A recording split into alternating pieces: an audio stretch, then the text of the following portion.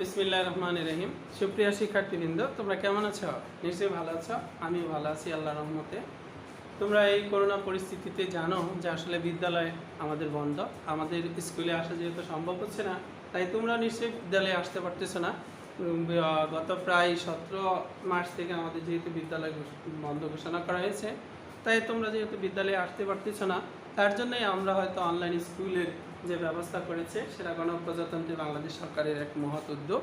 তো আমি আবারও গণপ্রজাতন্ত্রী বাংলাদেশ সরকারের শিক্ষা মন্ত্রণালয়কে ধন্যবাদ জানাচ্ছি এবং শুরুতেই ডিকেজিএস আইমনেস উচ্চ বালিকা বিদ্যালয়ের পক্ষ থেকে তোমাদেরকে ধন্যবাদ জানাচ্ছি। সুপ্রিয় শিক্ষার্থীবৃন্দ, আমি আবারও তোমাদের অনলাইন ক্লাসে যেহেতু চলে আসছি, আর আমি শুরুতেই আমার পরিচয়টাও দিয়ে নিচ্ছি। আমি মোহাম্মদ হারুনুর রশিদ, সহকারী শিক্ষক, ডিকেজিএস আইমনেস উচ্চ বালিকা বিদ্যালয়, দাপুনিয়া, সদর, ময়মনসিংহ।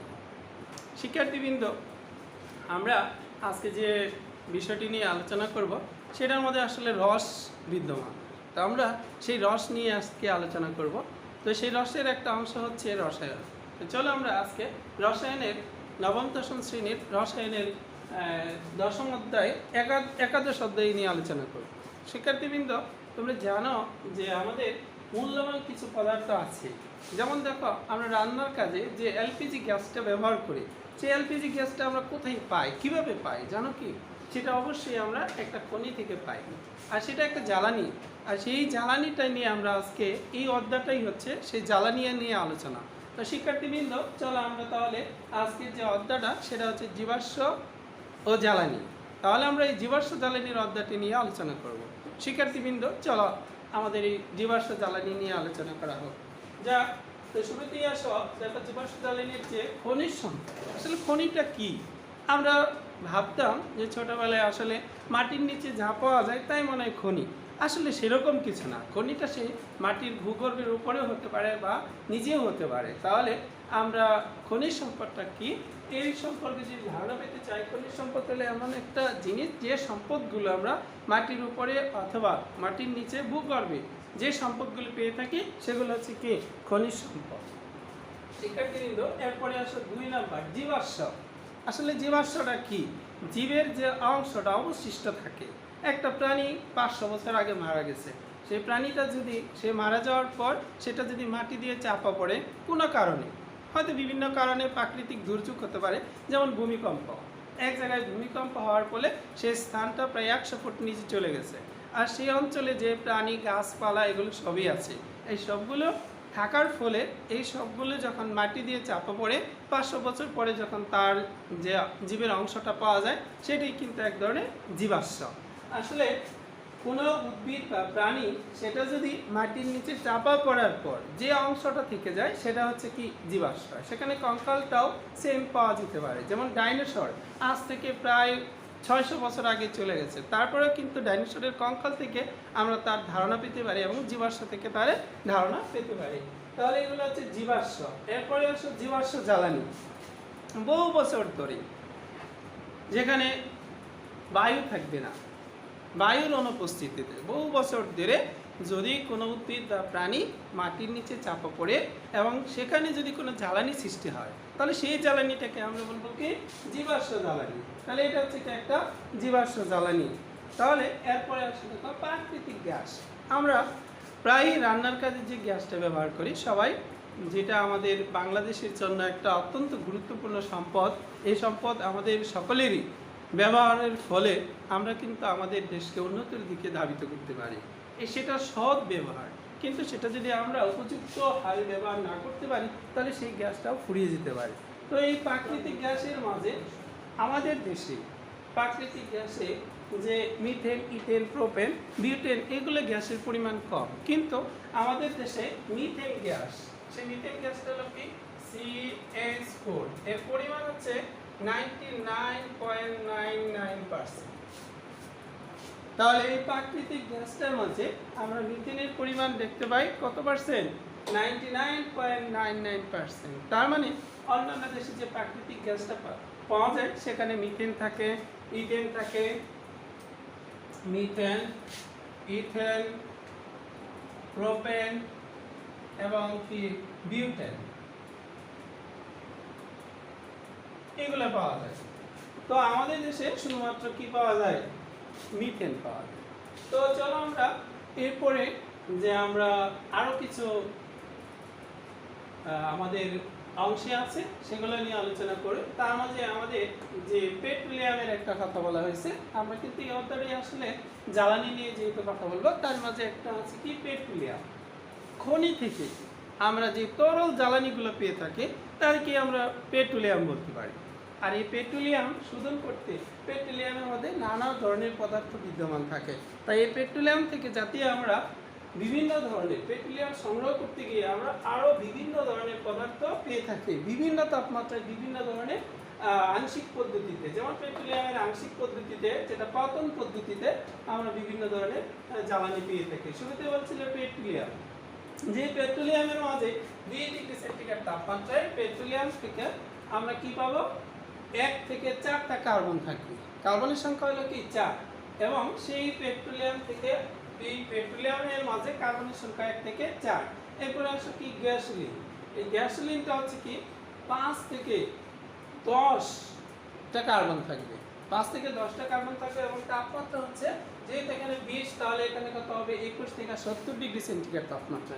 আর 21 থেকে 70 ডিগ্রি সেন্টিগ্রেড তাপমাত্রা আমরা যেটা পাবো সেটা হলো কি গ্যাস, যেটাকে আমরা বলি গ্যাসোলিন। এটাকে আমরা আরো চাপ প্রয়োগ করে, প্রেসার প্রয়োগ করে সেটাকে তৈরি করতে পারি কি এলপিজি গ্যাস, যেটা বাংলাদেশের জন্য একটা বৃহৎ, বাংলাদেশের জন্য একটা বিরাট এক প্রকল্প, যার দরুন আজকে গ্রামের মানুষ এই গ্যাসের সুবিধা পাচ্ছে। আর নতুবা পাইপলাইনের সাহায্যে আমরা এই গ্যাস কখনোই, আমাদের দেশের যে অর্থনৈতিক অবস্থা, পাইপলাইনের সাহায্যে আমরা কখনোই এই গ্যাসের সংগ্রহ করতে পারতাম না এবং সংযোগ দিতে পারতাম না। কিন্তু বাংলাদেশের যে ব্যবস্থা গ্রহণ করার ফলে এই গ্যাসোলিনের মাধ্যমে, যেটাকে এলপিজি গ্যাস বলা হচ্ছে, আর এই এলপিজি গ্যাসের মাধ্যমে আমরা কি করতে পারতেছি, রান্নার কাজে এই গ্যাস ব্যবহার করতে পারতেছি অনায়াসে। তাহলে এটা আমাদের দেশের জন্য অত্যন্ত একটা গুরুত্বপূর্ণ সম্পদ। এরপরে আসো নেপথা। এই নেপথার মাঝে তাপমাত্রা হচ্ছে 71 থেকে 120 ডিগ্রি সেন্টিগ্রেড। আর এই নেপথার মাঝে কার্বন থাকবে 7 থেকে 14, কার্বনের সংখ্যা হলে 7 থেকে 14, এবং এটার যে পেট্রোলিয়াম নেপথার যে অংশটা সেটা বিভিন্ন ধরনের রাসায়নিক পদার্থ তৈরিতে ন্যাপথা ব্যবহার করা হয়, এবং আরো বিভিন্ন কাজে ন্যাপথা ব্যবহার করা যেতে পারে। এরপরে আসো কেরোসিন। কেরোসিনটা হচ্ছে যেটা তাপমাত্রার প্রয়োজন হবে 121 থেকে 170 ডিগ্রি সেন্টিগ্রেড তাপমাত্রা, এবং সেখানে কার্বনের সংখ্যা হলো 11 থেকে 16 পর্যন্ত। এই কেরোসিন দিয়ে আমরা জেট বিমান বা বিভিন্ন জ্বালানির কাজে ব্যবহার করতে পারি। এরপর আসে ডিজেল। ডিজেলটা আমাদের আরো অত্যন্ত গুরুত্বপূর্ণ একটা উপাদান। সেই উপাদানের মধ্যে কার্বনের সংখ্যা আছে 17 থেকে 20-এর মধ্যে। এরপরে আসো লুব্রিকেটিং। লুব্রিকেটিং দিয়ে যেখানে তাপমাত্রার প্রয়োজন হচ্ছে 200-340 ডিগ্রি সেন্টিগ্রেড তাপমাত্রা, আর এই তাপমাত্রা দিয়ে লুব্রিকেটিং হলো এক ধরনের তেল জাতীয় পদার্থ, সেটা ওই লুব্রিকেটিং দিয়ে আমরা কি করতে পারবো, লুব্রিকেটিং দিয়ে যে গাড়ির যন্ত্রাদি আছে সেই যন্ত্রপাতি যখন ব্যবহৃত হতে হতে যখন ক্ষয়প্রাপ্ত হয়ে যাবে, এবং যন্ত্রের যদি তোমার কি বলে ওই যে যখন ঘর্ষণের ফলে যন্ত্রের ক্ষয় হতে থাকে, তখন ওই ঘর্ষণের জায়গায় যদি আমরা লুব্রিকেটিং তেল জাতীয় পদার্থ ব্যবহার করি, যেটাকে আমরা মোবিল বলি আঞ্চলিক ভাষায়, আর এই মোবিল ব্যবহার করার ফলে কি হবে, লুব্রিকেটিং তেলের মাধ্যমে যন্ত্রের ক্ষয় অনেকটা কমে যাবে। তাহলে এই জন্য আমরা কিন্তু লুব্রিকেটিং তেল ব্যবহার করতে পারি। এর আরও বিভিন্ন কাজে ব্যবহার করা হয়। এছাড়া জ্বালানি এবং বিটুনি। জ্বালানির কাজে আমরা তো এই টোটাল যে আলোচনাটা সেটাই কিন্তু আসলে জ্বালানি হিসাবে, সেখানে কিন্তু 340 ডিগ্রি সেন্টিগ্রেড তাপমাত্রা প্রয়োজন, এবং বিটুমিনেও আমরা 340 ডিগ্রি সেন্টিগ্রেড তাপমাত্রা ব্যবহার করি, এবং সেখানে কিন্তু কার্বনের সংখ্যা 30-এর উপরে হতো। কার্বনের সংখ্যা যদি 30 হয়, যেমন তুমি একটা উদাহরণ লক্ষ্য করো, CH4, এখানে কার্বনের সংখ্যা কয়টি, 1টি। এমন একটা যৌগ যেমন আমরা ব্যবহার করব, সেখানে কার্বনের সংখ্যা, যেমন মনে করো তুমি আরেকটা বড় যৌগ নিলে C4H10, এটা নাম হচ্ছে কি বিউটেন। এই বিউটেন যৌগে কার্বনের সংখ্যা 4। এরকম আমরা যে যৌগগুলো নিব সেই যৌগগুলো কিসের উপর যৌগগুলো কার্বনের সংখ্যার উপর নির্ভর করছে, তাই না? তাহলে এই কার্বনটাই হচ্ছে কি তার এই যে আমরা বলছি বিটুমিন, এই বিটুমিনে কার্বনের সংখ্যা। আসলে বিটুমিনটা কি? বিটুমিন হলো আমরা রাস্তায় যখন দেখি রাস্তা তৈরি করার কাজে যে পিচ ব্যবহার করি, তোমরা হয়তো সবাই দেখেছো কিন্তু হয়তো তোমরা খেয়াল করেছো না আসলে এই ভিটামিনটা কি। ভিটামিনটা হলো এক ধরনের কি হাইড্রোকার্বন, সেখানে কার্বনের পরিমাণ হচ্ছে কত 30-এর উপরে, এবং এই ভিটামিন দিয়ে রাস্তা যে কালো আবরণটা দেওয়া হয় সেই ভিটামিন, এই ভিটামিন দিয়ে রাস্তায় অনেক সময় কি করা হয় একদম ফিনিশিং যে সমান করা হয়। এই যে আলোচনাগুলো সেগুলো সবই আমরা করলাম, সেটা হচ্ছে কি পেট্রোলিয়ামের আংশিক পাতন, পেট্রোলিয়ামের আংশিক পাতন। চলো এবার আমরা যে বিষয়গুলো নিয়ে আলোচনা করব। পেট্রোলিয়ামে আসলে কি থাকে? পেট্রোলিয়াম হচ্ছে হাইড্রোকার্বন, এক হাইড্রোজেন ও কার্বনের সমন্বয়ে এক ধরনের পদার্থ, তার নাম হলো পেট্রোলিয়াম। তো এই পেট্রোলিয়াম থেকে আমরা যখন বিভিন্ন ধরনের পদার্থ পাবো, তার মাঝে আমরা হাইড্রোজেন এবং কার্বনই পাবো। এর সাথে বিভিন্ন ধরনের জৈব যৌগ থাকতে পারে, অজৈব যৌগ কিছু থাকতে পারে। চলো আমরা তাহলে হাইড্রোকার্বন নিয়ে আলোচনা করি। আসলে হাইড্রোকার্বন কি? হাইড্রোকার্বন হচ্ছে হাইড্রোজেন ও কার্বনের সমন্বয়ে এক ধরনের যৌগ। হাইড্রোজেন এবং কার্বনের সমন্বয়ে কি এক ধরনের যৌগ। তাহলে তোমরা দেখো এই যে একটা যৌগ লিখছি, সেখানে কিন্তু কার্বন আছে এবং হাইড্রোজেন আছে। তাহলে আমরা নিশ্চয়ই বুঝতে পারতেছি যে কার্বন এবং হাইড্রোজেনের সমন্বয়ে গঠিত যৌগগুলোকে হাইড্রোকার্বন বলে।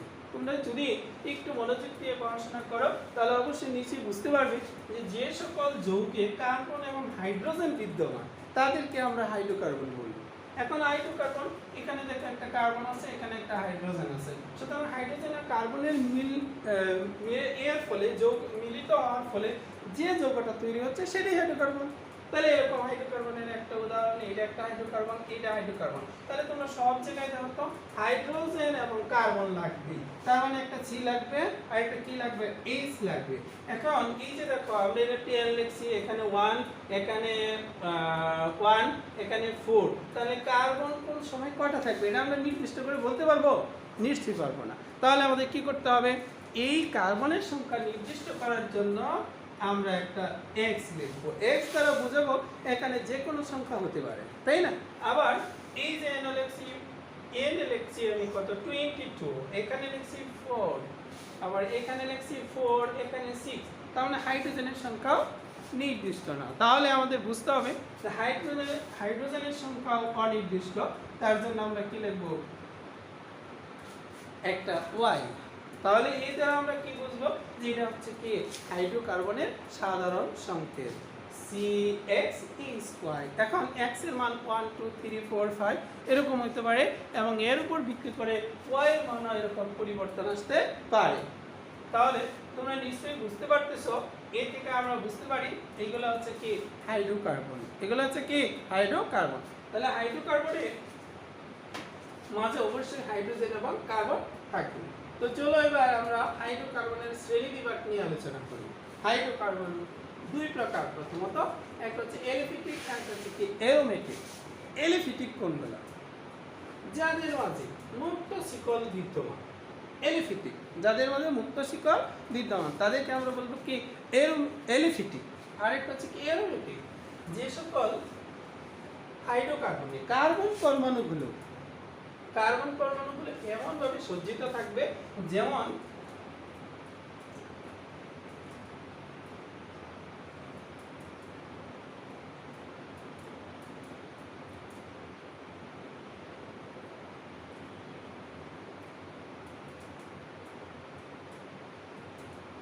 কার্বন পরমাণুগুলোর কোনো মুক্ত প্রান্ত থাকবে না, সেখানে বেনজিনের মতোই বলয় আকারে গঠিত হবে, তাদেরকে আমরা বলবো কি অ্যারোমেটিক হাইড্রোকার্বন।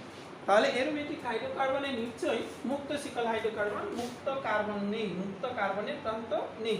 যেমন আমরা একটা যদি বিউটেনের কথায় বলি C4H10, এটার যদি আমরা গাঠনিক সংকেত দেখাই তাহলে দেখতে পাবো 4টা কার্বন, 4টা কার্বনের সাথে 10টা হাইড্রোজেন বিদ্যমান।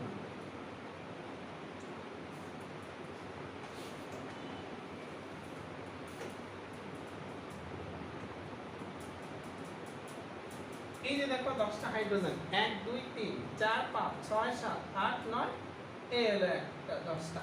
এখন প্রত্যেকটি কার্বন পরমাণু কিন্তু মুক্ত অবস্থায় আছে, তাই এর জন্য আমরা এদিকে বলছি কি মুক্ত শিকল, যেকে বলা হয় এলিফ্যাটিক হাইড্রোকার্বন। আরেকটা যেখানে কার্বন প্রান্তগুলো চক্রাকারে যৌগ গঠন করে, কার্বন পরমাণুগুলো কি চক্রাকারে। এখানে দেখো কার্বন পরমাণু কোনো নির্দিষ্ট প্রান্ত নাই, মুক্ত নাই, কিন্তু এগুলো প্রত্যেক এই বেনজিনের মাঝে প্রত্যেকটাই কার্বন পরমাণুগুলো চক্রাকারে গঠন করছে। যেমন বেনজিন, যেমন দুইটা বেনজিন যদি একত্রে মিলিত হয় তাহলে সেটা নেপ্ত হয়ে যাবে, তাহলে সেটা হচ্ছে কি অ্যারোমেটিক যৌগ। তাহলে এই অ্যারোমেটিক যৌগের পরে আসছে মুক্ত শিকল হাইড্রোকার্বন। আসলে মুক্ত শিকল হাইড্রোকার্বন আর হচ্ছে কি বদ্ধ শিকল হাইড্রোকার্বন। তাহলে আমরা যদি যে হাইড্রোকার্বনের কার্বন পরমাণুগুলো মুক্ত অবস্থায় থাকে তাহলে তাদেরকে আমরা বলবো কি মুক্ত শিকল হাইড্রোকার্বন। এই যে দেখতে পাচ্ছ বিউটেন, এই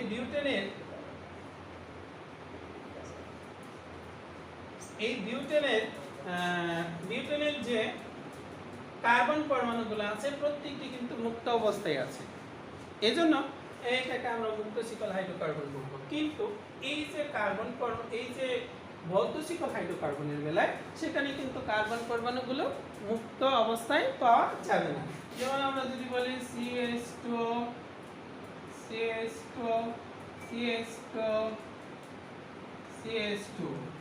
এখানে দেখো 4টা কার্বনই কিন্তু পাওয়া যাচ্ছে। এই যে দেখো 4টা কার্বন। এখন এই হাইড্রোজেনের সংখ্যা কিন্তু এখানে আছে কয়টা 4টা। তার কার্বন যে পরমাণুগুলো আছে এই কার্বন পরমাণুগুলো কিন্তু বন্ধ অবস্থায় আছে, এবং কার্বন পরমাণুগুলো বন্ধ অবস্থায় থাকার জন্য এখানে কিন্তু বন্ধ শিকল হাইড্রোকার্বনের সৃষ্টি হয়েছে। তাহলে এ থেকে আমরা বুঝতে পারি এটা হচ্ছে কি বন্ধ শিকল হাইড্রোকার্বন।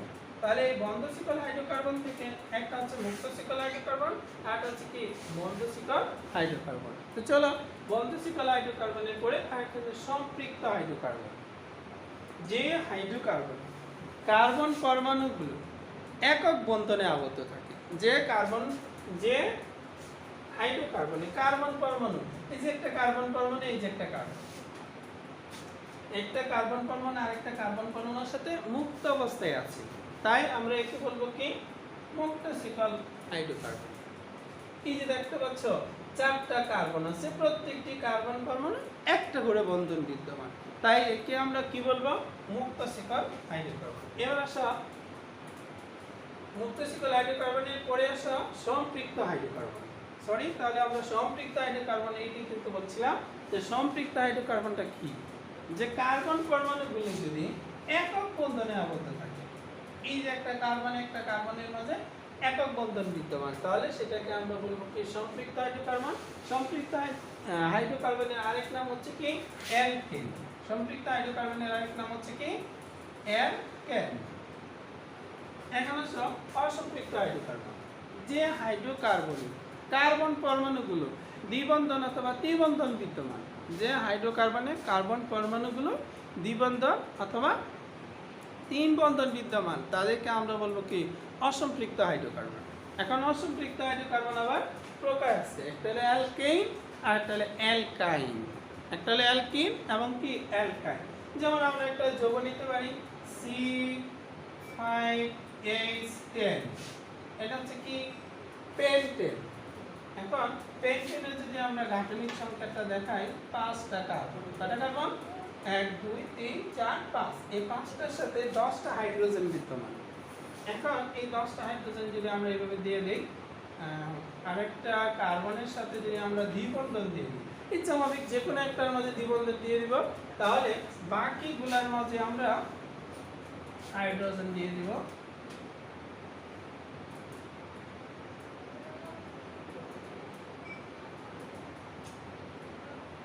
এক দুই তিন চার, 1 2 3 4, 1 2 3 4, হাইড্রোজেনের সংখ্যা 1 2 3 4 5 6 7 8 9 10। তাহলে এখানে একটা কার্বন পরমাণু দ্বিবন্ধন আছে, একটা কার্বন পরমাণু কি আছে দ্বিবন্ধন। যেহেতু দ্বিবন্ধন আছে তাহলে আমাদের বুঝতে হবে এটা হচ্ছে কি অ্যালকিন। যদি কোনো হাইড্রোকার্বনে কার্বন কার্বন অন্তত একটা কার্বন কার্বন বন্ধন দ্বিবন্ধন থাকে, তাহলে সেটাকে আমরা বলবো কি অ্যালকিন।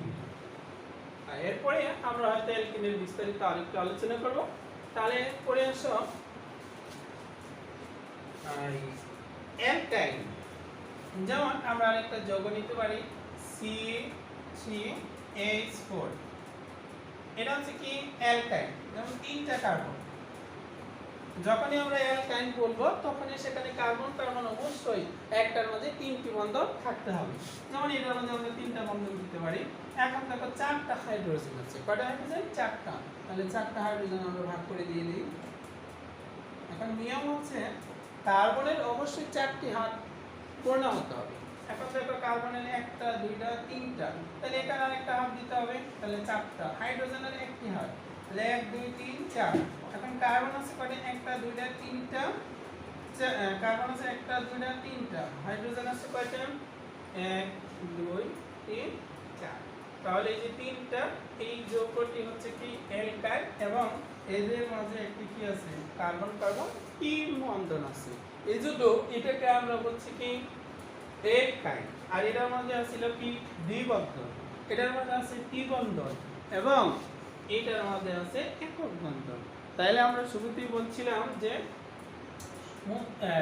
সম্পৃক্ত হাইড্রোকার্বন এবং অসম্পৃক্ত হাইড্রোকার্বন। তাহলে অবশ্যই এই দুটো হচ্ছে কি অসম্পৃক্ত হাইড্রোকার্বন আর এটা হচ্ছে কি সম্পৃক্ত হাইড্রোকার্বন। তাহলে এই সম্পৃক্ত হাইড্রোকার্বন এবং অসম্পৃক্ত হাইড্রোকার্বন নিয়ে আমাদের অ্যালকিন, অ্যালকাইন এবং কিভাবে এদের নামকরণ করতে হয় এবং এদের সাধারণ সংকেত আছে, এই সংকেত সম্পর্কে আমরা এখন ধারণা নেব। তোমরা হয়তো যদি এই চারটা একটু মনোযোগ দিয়ে একবার আয়ত্ত করতে পারো, তাহলে সবাই আমার মনে হয় এই চার সম্পর্কে ধারণা করতে পারবে। তো চলো আমরা এই অ্যালকেনের সাধারণ সংকেত হলো CnH2n+2। অ্যালকিন এর সাধারণ সংকেত হচ্ছে CnH2n আর অ্যালকাইন CnH2n-2। এখন এটি n এর উপর ভিত্তি করে, কিসের উপর ভিত্তি করে? n এর উপর ভিত্তি করে এদের নামকরণ করতে হয়। চলো n এর উপর ভিত্তি করে, যেমন মনে করো তুমি যদি একটা যৌগের নাম বলো কার্বনের সংখ্যা 2, তাহলে সেটার নাম হবে কি ইথিন। যদি কার্বনের সংখ্যা 1 হয় তাহলে সেটা অ্যালকেনের ক্ষেত্রে নামকরণ হবে কি মিথেন। যদি কার্বনের সংখ্যা 1 হয় তাহলে অ্যালকিন এবং অ্যালকাইনের কোনো সাধারণ যৌগ নেই, কারণ আমরা শুরুতেই বলছিলাম যে অন্তত একটা পরমাণু অন্তত দুইটা পরমাণুর মাঝে দ্বিবন্ধন, অন্তত একটা দ্বিবন্ধন থাকতে হবে। তাহলে এই যে কার্বন সংখ্যা 1, কার্বন সংখ্যা যদি 1 হয় তাহলে তো অবশ্যই কোনো সময় আমরা প্রথম যৌগ পাবো না, কারণ অন্তত দুইটা পরমাণু দরকার কার্বনের।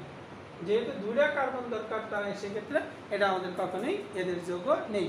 এর মাঝে ঠিক এরকমই এর মাঝেও কি তিনটি ত্রিবন্ধন দরকার, তাহলে অবশ্যই দুইটা কার্বন পরমাণুর প্রয়োজন। যেহেতু আমরা n এর মান হচ্ছে 1, তাহলে এই জন্য অ্যালকিন এবং অ্যালকাইল কোনো যৌগই পাওয়া সম্ভব নয়।